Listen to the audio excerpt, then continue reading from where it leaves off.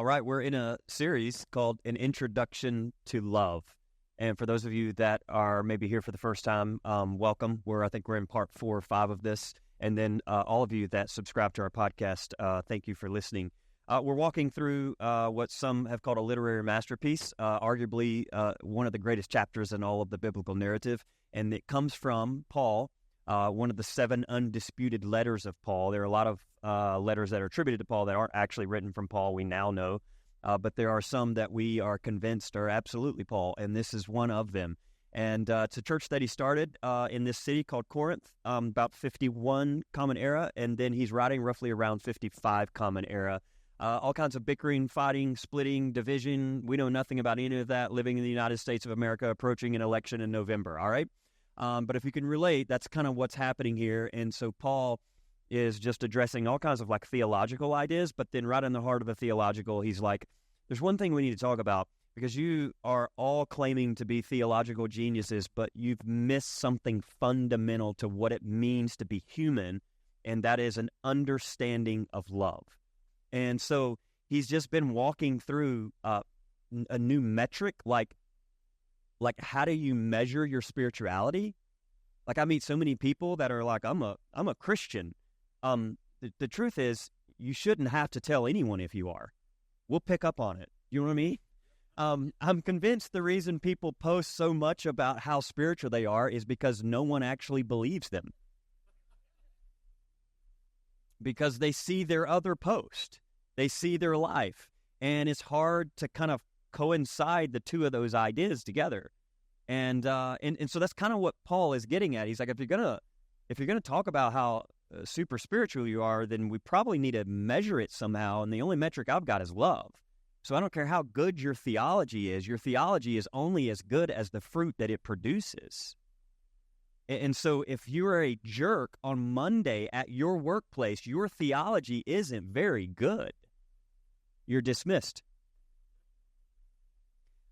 So this is what Paul is getting at. And then he's like, I don't think you're fully understanding love. So he starts like using these verbs to get at love. So I just want to pick up, this is 1 Corinthians 13, verse 1. He uses 15 verbs. We're somewhere toward the beginning of these 15 verbs. But here's what he says. So this is 1 Corinthians 13, 1. He writes, if I speak in the tongues of humans and of angels but do not have love, I am a noisy gong or a clanging cymbal. And if I have prophetic powers and understand all mysteries and all knowledge, and if I have all faith as to remove mountains, but I don't have love, I am nothing. If I give away all my possessions, and if I hand my body over so that I may boast, but do not have love, I gain nothing. And this is the shift. He begins to use 15 verbs here to describe love. All right? We looked at the first 2 the last couple of weeks, but Paul follows these verbs, these first 2 that were positive, with kind of a negative understanding of what love is not. All right? So here's what he says. Love is patient. Love is kind. And then he shifts. Not just love is, but now love is not. Love is not envious or boastful or arrogant or rude. Now, I think what Paul is getting at here is a couple of things. First, I need to introduce you, if you're not familiar with a couple of traditions here. There is what in scholarship, or at least I learned this at Emory, you have cataphatic tradition and you have apophatic tradition, all right? Now let me explain to you what I mean when I talk about cataphatic and apophatic traditions. Cataphatic traditions, when speaking of ultimacy, the divine, would say, speaking of God in the positive. So you might say something like, God is like, or God is, right? So when you're talking about God, this is ultimate mystery. Ultimate mystery. No one has God figured out. No one. And anyone who claims to know exactly how God operates, run from them, all right? Because you cannot completely grasp the divine, otherwise the divine is not actually divine, right? And so what happens is like these theologians came along, these scholars came along, and they say, all we're really doing, wink, head nod to the Buddha, all we're really doing is we are just like fingers pointing to the moon. And we've gotten so caught up in the finger that we've forgotten that the finger, it's not about the finger. It's about where the finger is pointing, and it's ultimacy. It's mystery. It's the moon. It is what we've given language to say God. There's lots of names for the divine. Why? Because we're just trying to give language to that which defies all language. So you might have heard stuff like this. God is, here's what the Johannine community says, God is love. All right? That's the cataphatic tradition. God is love. God is just. You've probably heard that. Maybe you've heard God is good, right? These are all verbs trying to describe what God is like. But what scholars realized is, in many ways, because the divine is the divine, we can't just say God is. We're going to have to get at the divine, we're going to have to show you how God is not certain things. And so this is what has been introduced as the apophatic tradition. It speaks of God in the negative. So it uses subtraction, all right? God is not envious. God is not boastful. God is not arrogant. God is not rude. Now, why would these traditions do that? Because the divine is without boundaries. The divine is without form. The divine is without shape. The divine cannot be spoken about. The divine is not an object. There is no language adequate enough to describe the divine. The divine is beyond all thought. We cannot, in one sense, say anything at all about God because no language is adequate to describe God. In fact, we cannot even think anything at all about God because God cannot be thought of because God is beyond all thought. You okay? God is always greater than our ideas or thoughts about God. So take your understanding of the divine, whatever that may be, in all its gloriousness, and just know God cannot even be captured in that amazing thought. That certainly, if God is God, our understanding of God has to transcend even our greatest thought about God. One theologian, Anselm, said this: God is that than which none greater can be conceived. Think about that. God is that which none greater can be conceived. So take your greatest conception of the divine, and that still doesn't even come close to describe what the divine is actually like. All right? Now, I say all that because Paul is trying to play off this cataphatic, apophatic tradition. Paul is saying, how do I get at love? Now, here's what's so amazing, all right? If you don't know, let me give you a little spoiler alert. When you get to the end of the chapter, you realize that Paul is actually using the word love for the word God, all right? And where I'm at in my own spiritual journey, having deconstructed from an evangelical faith that was handed to me, I have to tell you, I have been exposed to many names of God. Haven't you? And I don't know how you grew up. If you grew up like charismatic, or when I dabbled in, not by choice, but by force, because it was my career and I was speaking, and the Southern Baptists kind of pushed me out. It was a push-pull. I was pulled out by freedom. I was pulled out by Jesus. You know what I mean? Jesus saved me from Baptist. All right. And still is, quite frankly, still is. It's the greatest liberation of all time. All right. And so like Jesus took me out of that. And then when I got out, what I realized was I didn't have anybody when I got out. I didn't, or at least at the time, I didn't know anybody. I was reading these books, and so I knew there were people out there, but they were far away. Most of them lived in California. I was like, yeah, all the Christians, like good spiritual people, were there. But I was like, are there any here, like in Atlanta, in the South, or like are there any? And I couldn't find anyone, which is by and large a part of why this space exists. Because I was like, if I'm feeling that way, I wonder if there's anybody else feeling that way. And so we opened this place, and you all came. And what's funny is people are still coming in, and I love it because for years it was a secret around here because we were all like, don't tell anybody. We don't want protesters. You know what I mean? Like keep it cool in here. And to date, many of you, we laugh about it, and I think it's good to laugh, but many of you have to keep where you go to church quiet to your family. And I have to tell you, there is nothing, as a pastor, I am so proud of that. I want you to know that, right? If you were to ask me, what is your metric of success? The fact that you cannot tell your parents where you go to church makes me one of the happiest pastors on the planet, all right? And I also want to say to all the parents that watch, because you're concerned about your adult child who's 65, okay? I think you need to take your hands off. It's time, all right? And if your largest concern of your 60-year-old child is where they go to church, you've done fine as a parent, all right? You've done fine. I'm always amazed at this. I actually took this snap today because I saw it early as I was reading, and I think it's so true. Anybody else experience this or feel this? And it's probably good to say around, Pride Month and all that. And I just think it's great. This is by Bishop Gene Robinson. Bishop Gene Robinson said this. He said, it's funny, isn't it? First of all, just stop there. I don't even know what he's about to talk about, but I'm like, it is funny. All right. It's funny, isn't it? That you can preach a judgmental and vengeful and angry God and nobody will mind.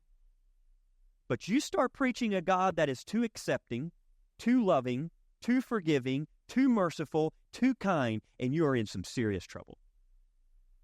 Isn't that interesting? I could stand up all day long growing up and talk about hell and how God was going to send people there and it was the wrath of God, and everybody's like, yep, we're with you. We're here. We're supporting you. But all of a sudden I'm like, hey guys, got another word for you. God is love. Crucify that man, right? It's like, why are we so afraid of acceptance and love? What is it? What is this fear behind that? Could it be that maybe it's the construct of our own egos? That just maybe if it's true that God is love and love is love is love is love, and that actually love wins in the end, that maybe all the ways in which we build our identity is shattered and we're terrified of that truth? Yeah. And so I grew up in the church and there were so many names for God. I dabbled in like charismatic world. I just did a tour there because I didn't have anywhere to go. And so a friend of mine was leading music and he invited me on the road. And I've shared some of this with you before, but they really spooked me because they were using names I'd never heard. In the church I grew up in, it was like biblical names. Like they would just call God or God Yahweh. You've probably heard that. Or Adonai. You've probably heard that. And then I got in the charismatic world. And I remember the first time I ever heard someone stand up and they were like, Daddy. And I was like, wait, I'm sorry. What did you just? I'm sorry. I'm sorry. That's irreverence. You know what I'm talking about? Have you ever heard anybody call God like Father, obviously, but then I remember as like Daddy, and I'm like, I don't know. That's giving off some weird vibes to me. I don't know if I'm for calling God Daddy. That just feels a little interesting to me. All right. By the way, if that's your thing, by all means, you hang out with Daddy. All right, like do your thing. All right. But it was a new name for God. I was like, oh, that's interesting, right? That's an interesting thing, all right? And then you start like growing and you realize like, God, there's all these names for God, and then all we're doing is we're just pointing fingers. I can just tell you as someone who's kind of deconstructed a lot of their childhood faith, where I am at in my life right now, I love how some scholars early on called God ultimacy. That feels good to me right now. And I will tell you a word that feels just at home for me is what I think Paul is getting at here, love. Love. That feels good for me. And that's not original. The Johannine community is what presented that to all of us in 1 John. God is love. And all I'm saying is you can replace the word love in this passage we're reading with the word God if you want to. You could say, actually, not just love is patient, love is kind. You could say God is patient. God is kind. God is not envious. God is not boastful or arrogant or rude. So Paul is using this cataphatic, apophatic tradition. Now, I want to get into just these three words for just, and we're going to fly through them. All right, so here we go. Love is not envious. Now, if I had time, I'd stop here and say, someone give me a working definition of envy, all right? And then I would say, give me a personal story of envy. But we're not going to do that because none of you have ever had any feelings of being envy in here, all right? But let me just break this down to you, all right? Might be helpful to separate two words here because I got a little confused when I first read it. And getting into the original Greek, remember, word-for-word translations don't exist, so you have to use the best English translation you can for these Greek words, all right? So it's helpful to parse between the two because you probably could use the word jealous and you could use the word envy. And if you ever thought about it, jealousy and envy are very close together, all right? But let's try to parse them out here for just a minute. Let me give you a working definition of jealousy. Jealousy is resentment from somebody having something that you think is yours. Well, let's just pause there. Pause there for a minute. Process it. Jealousy is resentment from somebody having something that you think is yours. Just pause there. Have you ever experienced being jealous of someone? All right. Pause. Oh, and don't say out loud. Okay. I know you're rushing to do so. Envy. Envy, we could say, is the feeling of wanting something that belongs to someone else. All right? So let's parse those. Jealousy, resentment from somebody having something you believe is yours. Envy is the feeling of wanting something that belongs to someone else. Now, all of that said, Paul is talking about love not being envious because this collective was saturated with jealousy, rivalry, and envy over lots of things. I mean, the idea of even this phrase that you've heard 1,000 times, keeping up with the Joneses, right? That's kind of what's transpiring in this moment. I mean, if there isn't a more relevant word for a time in history where human civilization is saturated by Instagram pictures of the best of people's lives. And we heart it, but when we heart it, is there anything within us going, they do not deserve that? Is there anything within us going, that belongs to me? Is there anything within us going, of all people, is there a, God, let's give language to this. I'll go deep within my own personal experience. Is there anything within us going, if the world knew that person was an absolute jerk, the world would not be good to them? Is there anything that feels more of an injustice than when someone you know treats the world like absolute garbage, seems to be getting the best of the best? Have you ever looked at a photo and thought, how is the world just when that person gets that? I would just pause and say a couple things. One, why are you still following them?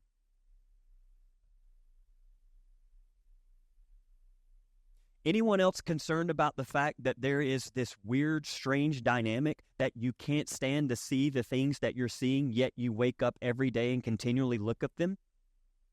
Can we talk about how insane that actually is? What is it? What are you addicted to? Perhaps, hang with me. Now we're getting in it now. All right. Full therapy session 101 is happening right now. Perhaps it's because somewhere inside of you, the reason you're still following them is because you desperately want to see them fall. You want to see their demise. And if you stop following them, when and if it does happen, you may not have that amazing feeling of watching them fall. Yeah. Maybe somewhere in there, there's a little bit of envy. Maybe there's a little bit of jealousy. I would just ask it like this. Do you know anyone that has been given things they don't deserve? Have you ever heard this phrase? You probably have. Have you ever gone to a friend? Oh, should we put that in quotes? Friend. And you sit down with them and you tell them something amazing in your life? Or let's just back it up. We're in June. Some of you are back from vacation. I just seeing you. Welcome back. I'm so glad you're back. I love that our church, we don't gather every Sunday in the summer. That's one of my favorite things. I love it. I love that some of you showed up on Father's Day and you're like, I don't understand. Why are they not here? It's Father's Day. Yeah, welcome to Vinings Lake. Because our people vacation and we believe in vacation, all right? And so many of you take vacations. In your time of taking vacation during this summer season, has anyone that you would call a friend or an acquaintance looked at you and said, oh, that must be nice? Have you ever heard this phrase, that must be nice? Let me just pause here and say, perhaps somewhere deep down inside of that phrase, that person who got that car, that house, that vacation, somewhere deep down in here, the reason they use this phrase, that must be nice, is because they feel like that rightfully belongs to them. Or they feel like they're the ones who actually deserve that. I'm going to just pause here and give us a good word of wisdom that I've learned the hard way. And my mentors taught me this, so all credit and love to all of them. A friendship or relationship that cannot celebrate the goodness that comes your way is not a relationship or friendship built on love.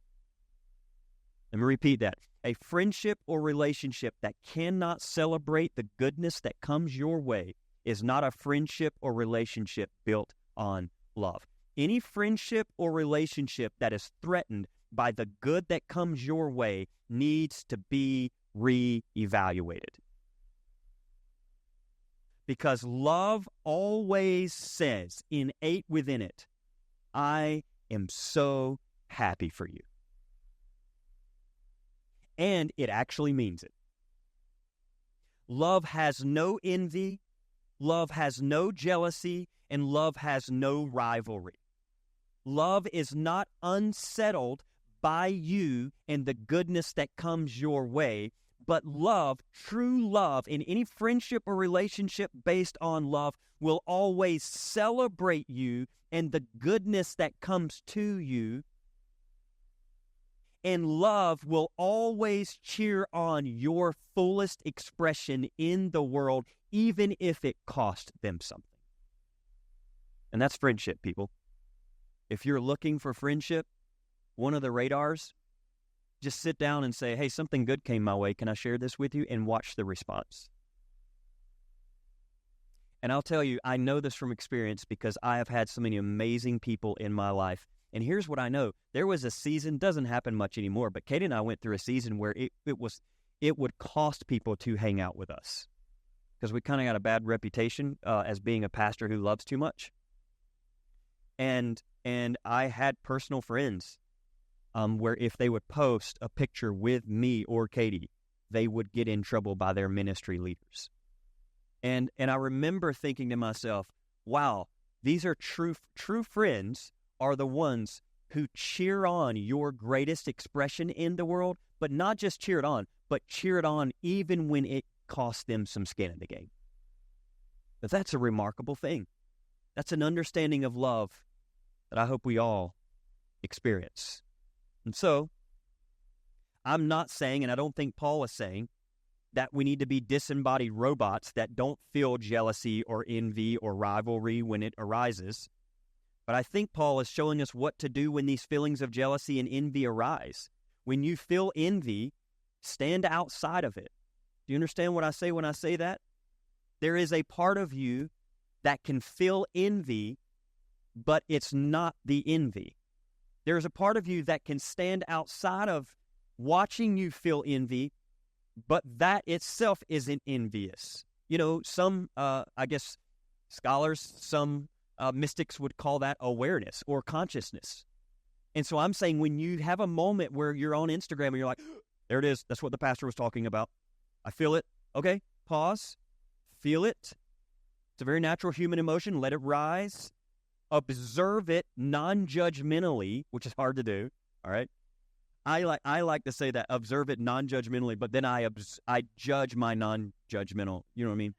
This thing gets layers deep, like you can roll it back, right? We're talking meta. Observe it, and then check this out. Maybe pause and just whisper these words out loud. Love is not envious.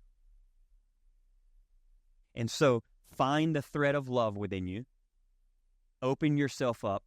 Allow that to come in. Also, side note, if that doesn't work, just do what one of my mentors taught me. He said, look at them and say, wow, if that good could come to that guy, imagine what could come to you. Flip it. If that good could come to that person, imagine how generous the universe is and what could actually come your way. So Paul says love is not envious. He goes on, love is not boastful or arrogant. Now, this phrase in the Greek literally means puffed up, swelled up, or inflated. It's a superiority complex. Apparently, some people in the Corinthian collective thought of themselves as superior in wisdom, knowledge, intelligence, consciousness, and spirituality. It's that mindset that you are familiar with, and we've talked about a dozen times here, so I'm not going to spend much time on it. But it's the phrase that you hear that no one would ever say, but passive-aggressively we all say it. We get it, they don't. We are awake, they are not. We are progressive, they are behind. As if one is better than the other. And I want you to know this, and this may be hard for some of you if you're super progressive in here to handle, but just hang on. The world does need some things that are conserved. You understand that, right? Now, I know if some of you had your way, you just wipe it all out, all right? They're like, anything that has the word conservative, gone, all right? That's not going to help us. There are some beautiful, healthy things that we need to conserve along the way, okay? And I think we all have to be careful, especially for those of us that work in the area of consciousness, that we don't begin to believe that we are automatically at some higher stage of consciousness and everyone else we encounter is at a lower stage of consciousness. Therefore, it equates to identity, which means we are better, more mature, wiser, sharper, more intelligent, more educated than those backwood people are. Do you understand that? And I will just say this too. I'm not here. I don't know anything about elections, but if I were running on a presidential team, hypothetically, all right, and I were given advice to someone who's about to step into a debate with, let's just say, another candidate, I would say to them, be careful what you say about those, quote, uneducated, because that's how you win an election. Because if you despise the people that you're trying to lead, you'll never be able to lead them. And I would also say to you, there is deep suffering in some of the most uneducated parts of the world. And it would do our leaders well to lean into some of those spaces and listen with what Thich Nhat Hanh says, deep listening to the pain, to the fears, to the trauma, to what is deep within them that they believe they're finding with a particular candidate that actually isn't remotely close. They're being lied to. And I'm saying if they could just get an ear, I think it could change the game in a lot of ways. And so that's true for all of us. Let's be careful. Let's be careful. If all you're getting is information, you know what 1 Corinthians says? 1 Corinthians says, knowledge puffs up. So if you walk around all day going, God, I'm just truth. If your MO is, God, I'm really like much smarter than most people, then I would say find new people. Genuine thought here. When is the last time you walked into a room and felt like the dumbest person in the room? When is the last time you walked into a room and felt like the smartest person in the room? I recently walked into a room that's actually a backyard, and I was like, oh, God, it was very clear to me. I am the dumbest person in this backyard right now. And if push comes to shove, every one of these people could run circles around me, all right? I have walked into spaces where I'm like, I am the most spiritual person in here. Look at me, right? That's typically when you know you're the least spiritual person in the room, right? Yeah. This is what Paul was getting at. Years ago, I heard this quote. I don't remember exactly who it's from, so head nod to this anonymous author. But they said, part of the dilemma of believing in God is that we begin to act like we are God. We're always right, never wrong. Just honestly, can we just stop there? You're always right. Are we always right? We're always right, never wrong. When was the last time you were wrong? Always right, never wrong. The way we do something is the way everyone should do it. Isn't that true? And if anyone does it different than how we do it, then that person's wrong. Because our perspective and God's perspective turns out are exactly the same thing. So we have to be careful. Okay? I have recently had an experience. I've had this multiple times. But of recent, it's begun to surface, and I love what's happening. I'm embracing it, but there is a stigma living in the South, which I take great pride in. I really do.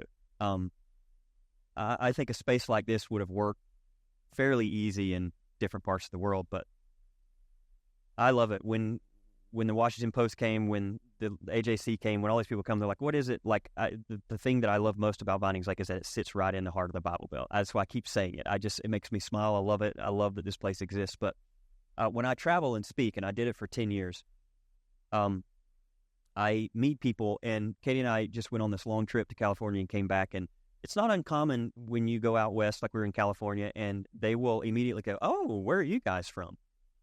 And first of all, if you've ever met my wife, Katie's the talker. I am not. I'll say 2 words.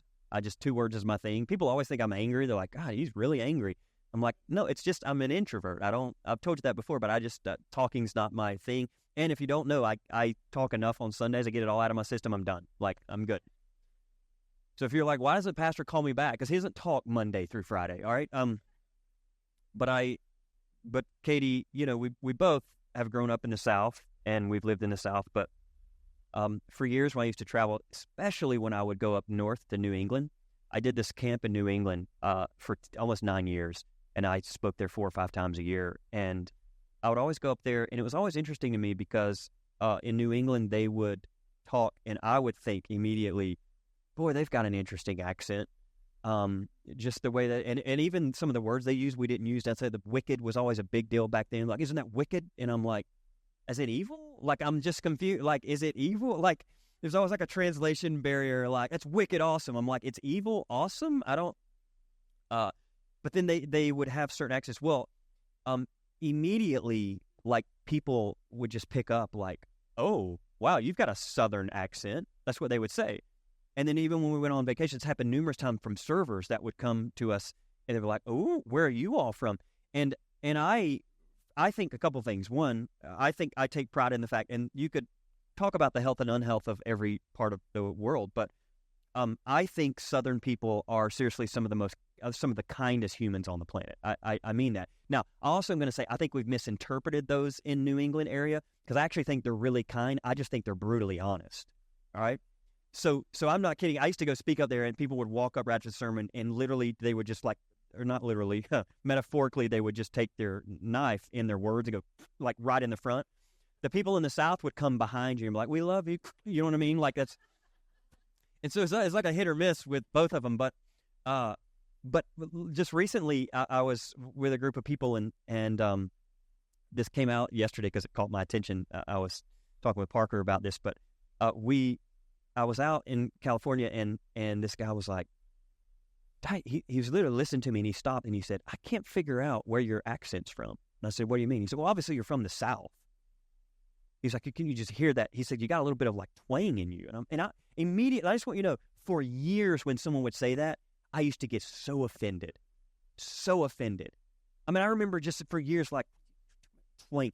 And then, truth, I went to Emory and I was like, I need to take courses to get like speech classes to get this out of my system because I'm trying to be a communicator and I have dreams and ideas of what if it was like on a national level, but if you're going to get there, you can't speak in like Southern twang. You got to get it out of your system. So I worked for years in like a speech course to get this out of my system. Turns out, I don't know if you know this is to help you save you money on any courses you take. You cannot fully get it out of your system. All right. Whoever your parents were embedded that thing inside of you and it is in you. And turns out, check this out. I can get it out of my system and articulate every single word, slow it down, embrace the speech. Yes, it's going well, but give me one alcoholic beverage. And I am going, hey, y'all, what's happening? Like just, it's full on, just Southern accent embracing. And I remember for years I used to be, and here's the word, so ashamed of it. So ashamed of it. Now, I'll tell you why. Because to this day, you watch any musician, a lot of them, or any comedian, and I'm a big comedian, they come into town, somewhere in their little speech, they'll have a bit about how dumb Southern people are. You also see it in politics. And I would just like to say as a Southerner, we've had enough. We've had enough, all right? And if you want to go toe-to-toe intellectually, I've got some professors at Emory that'll meet you any day on the square block, all right? The truth is, accent shaming is a real thing. And we can laugh about it, but it's true. And it's no different than any other shaming. And you know what I've started doing? My mentor helped me with this. He's like, you could take your speech courses and you could try to get all that. He said, or you could also just do this. You could also embrace your life and love all the versions of who you have been. And now I take great pride in it when someone says, I hear a little accent. I'm always like, damn straight you do. You know what I'm talking about? Like I say that intentionally, not just because the pastor wants to cuss, all right? No. I say that because that is a phrase I heard growing up in East Tennessee, all right? Like, they would literally be like, are you going to this thing? Damn straight I am, all right? Like, okay. So now I just embrace it. I embrace it. And they tell me, I'm like, yeah, you do hear accent. And can I tell you what? I'm proud of it because I'm proud of who my parents are. And I know where I went to high school. And I know where I've come. And I know where you've come and where you started. And check it out. Why are we ashamed of our own growth? That's called growth. Look at you go. Plus, if you still have a strong Southern accent, good for you. Embrace who you are and don't buy into any lie that you are less intelligent than anyone else. Fact of the matter is, we could twist this whole thing and say, all of you up there using the word wicked are the ones who need a little education, all right? Now, all that said, I think maybe like Paul's getting a little bit at this. No one says that I'm smarter than you. He's just saying, God, if there is an unhealthy warning and danger about progressive spaces, I think it's this. So just remember this. Love is not boastful or arrogant. We could say it like this. Love does not do inferiority or superiority. So if you ever walk into a room and have feelings of inferiority, rest assured, it's not love. If you walk into a room and you have feelings of superiority, rest assured, it's not love. Love shatters all superiority. Love shatters all inferiority. Love shatters all ranking systems. So, love is not boastful or arrogant. You don't have it all figured out. We talk about this all the time. Embrace the mantra, I could be wrong. Live in that. Walk with that. It's a deep sense of humility. I don't have it all figured out. Don't be the self-appointed accountability partner for people. I can't tell you how many people have come into my life and have chosen to be the one to hold me accountable. They were uninvited,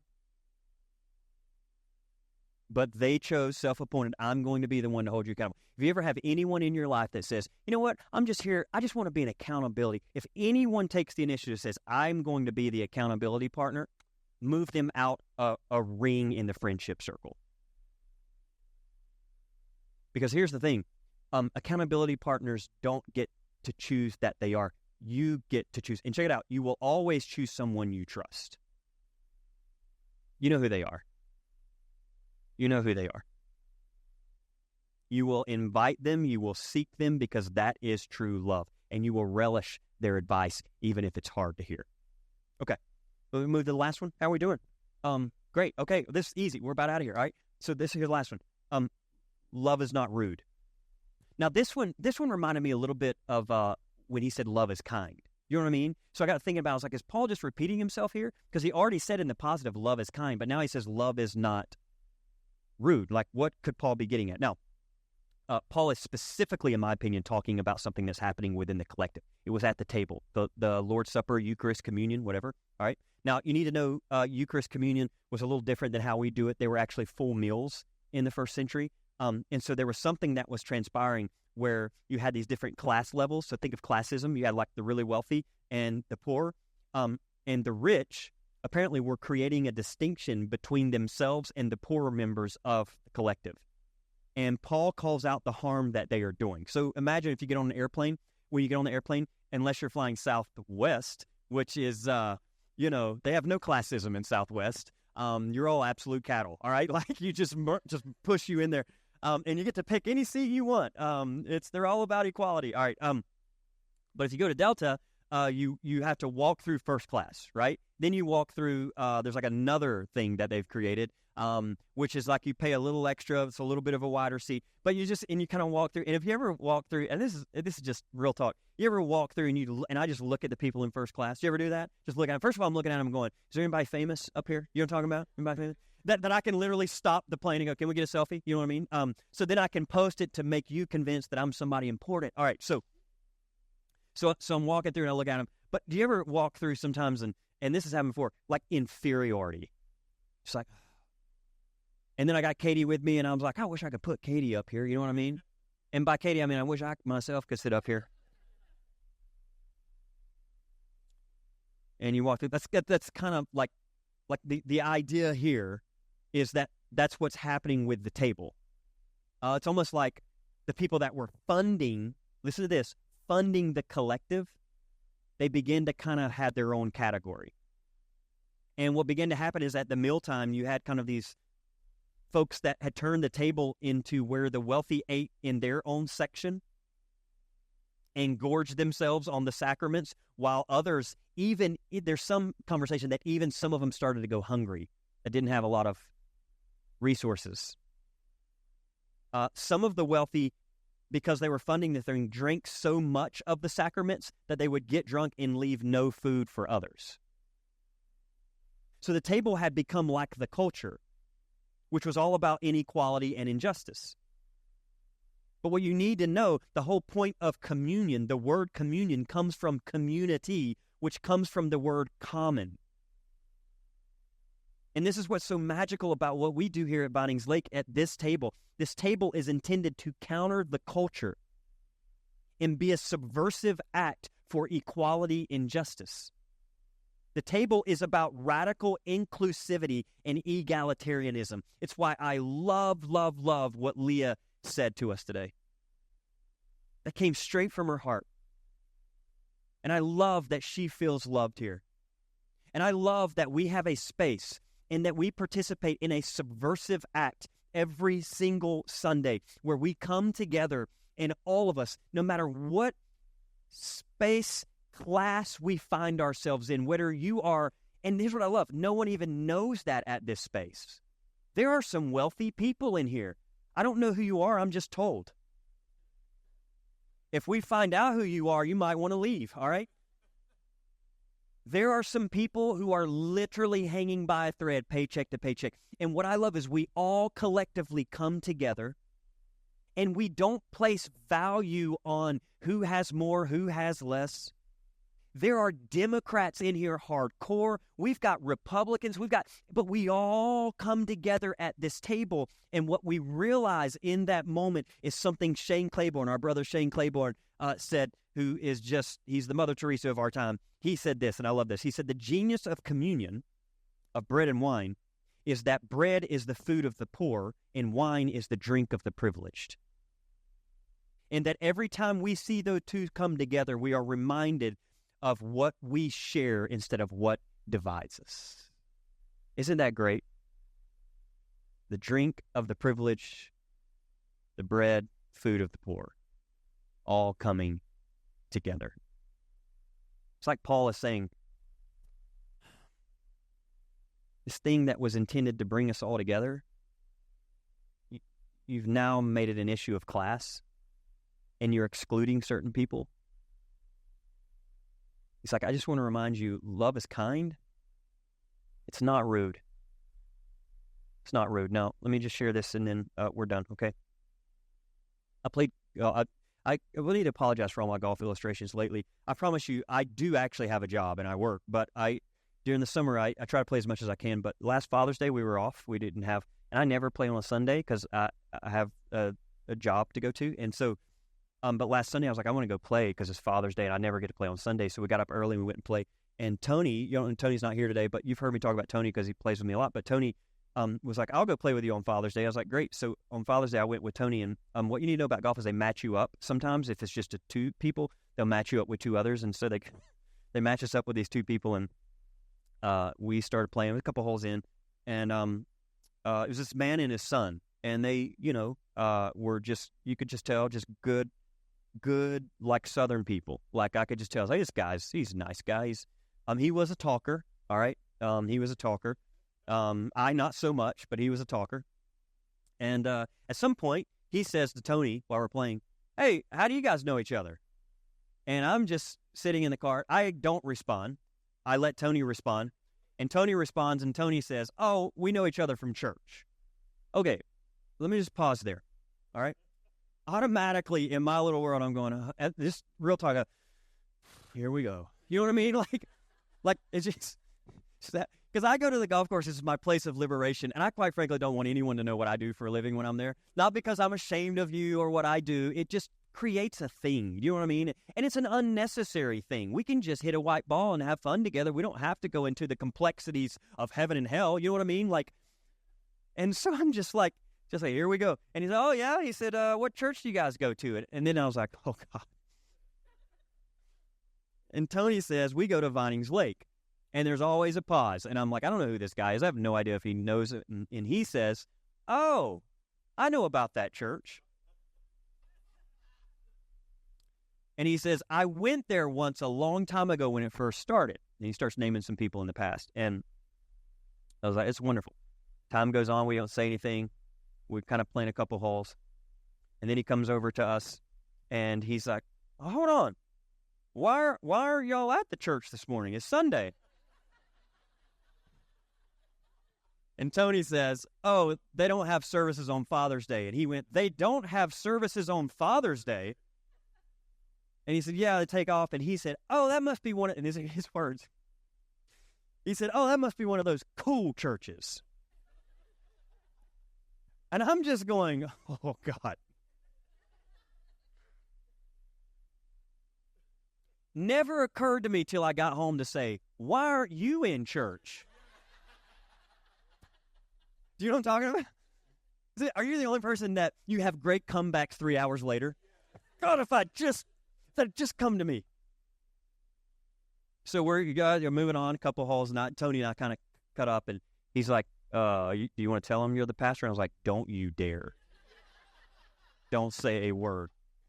I was like, we're going to enjoy this today. We're going to play. We're going to play golf, and we're going to play with this new friend we met. So he proceeds to say, I go to such and such Methodist church, which honestly shocked me because I thought he was a Baptist. And I was like, I missed that one. Okay, great. Methodist. I went to a Methodist school, so I know Methodists. They got a little bit of a liberal bend to them. So, okay, we're fine. We're fine. But then he proceeds to say, go to a Methodist church. He said, it's such and such church. He said, but we just removed the name United from our sign. Now, I don't know. Like some of you that know are like, oh. He said, we removed the United. And he said, and we are all just like, again, you're not being deceptive, but you're just listening. Like, tell me what, so he says, well, yeah, he said, we removed ourselves. He said, we're now global.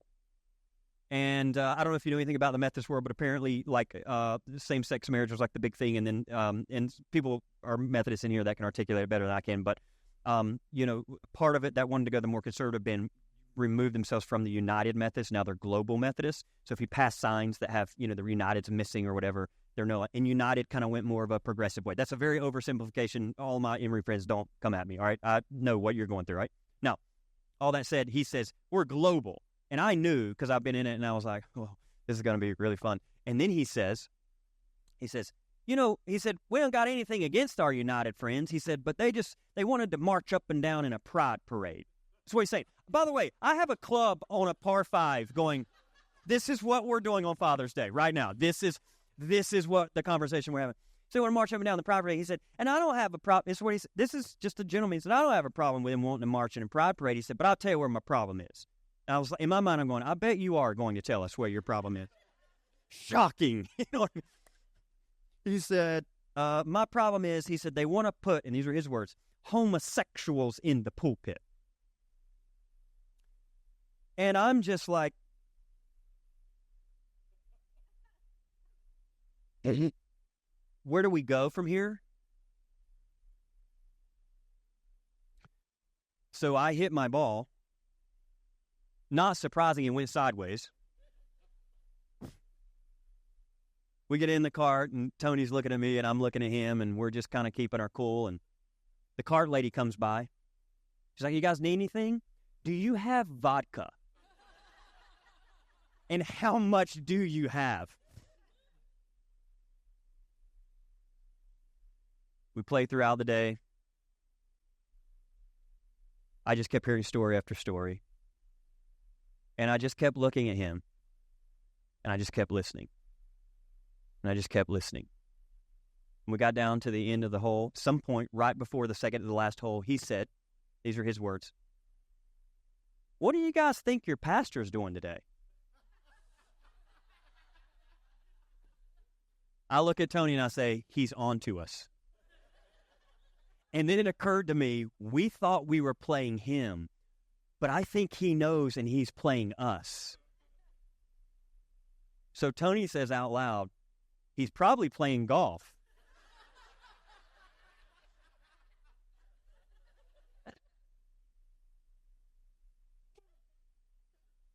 Nothing said. We hit the ball. We roll on. And we get to the last hole, and if you know anything about last hole, you put it in, you take your hats off because you're gentlemen, and you shake their hand, and you say, it's nice playing golf with you. I really wrestled with whether or not to say something. I mean, I did. I genuinely did. I was like, is this... And then I just thought, and is that going to do any good? Is it? And then it occurred to me, I just kept going back to what Paul is saying. Love is patient. Love is kind. Love is not rude. And so I wish I could tell you I had some amazing, clever spiritual thing that I did that you'd all give a standing ovation going, that's our pastor. You know what I did? You know what I did? I looked him right in his eyes and shook his hand, and I just said, it's been a pleasure playing with you today. And I got in my cart, and I drove off. And I got home, and I thought, maybe we've over-spiritualized this whole thing. And for all my queer brothers and sisters, I get it. It's easy for a privileged man to say that, and this is your life at stake. I get that. But I also want you to know in that moment, I think I had to do in that moment, I was like, what does love look like in this moment? Maybe the man's never been listened to. Maybe he has. But I just wanted to look him in the eyes and just let him know it's possible for a human being to believe completely different than you and not say a word about his own beliefs. And maybe that teaches him that he doesn't have to go out and share with a megaphone his beliefs every time he steps on a golf course. I don't know. I can tell you one thing. I got home and Katie said, you missed an amazing opportunity. And I said, what do you mean? He said, you know what you should have done? Do you love that should have? What should I have done, Katie? Katie said, how funny would it have been is on the last hole you'd taken your hat off and you'd shake him and said, hey, I'm Cody. I'm the pastor of Vinings Lake. I'm gay, and this is my lover, Tony. I am dead on the floor. And would have been more amazing if we'd have taken it a step further and I just put my arm around and gave him a kiss on the cheek like, let's get out of here, Tony. Okay.